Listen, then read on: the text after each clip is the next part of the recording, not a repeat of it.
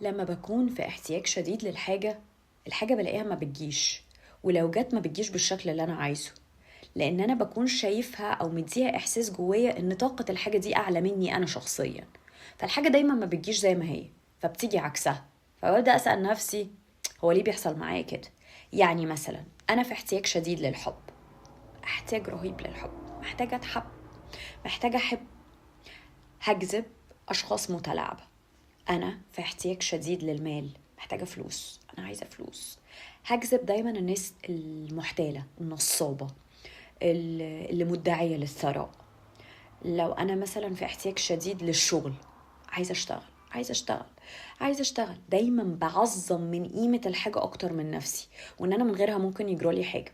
فأجذب للشغل مديرين يكونوا متسلطين عليا أو بيعاملوني بشكل وحش، لأني في احتياج، لأني رفعت من قيمة الحاجة أكتر من نفسي، رغم أن ربنا سبحانه وتعالى مديك إحساس إنك كون كله مسخر ليك.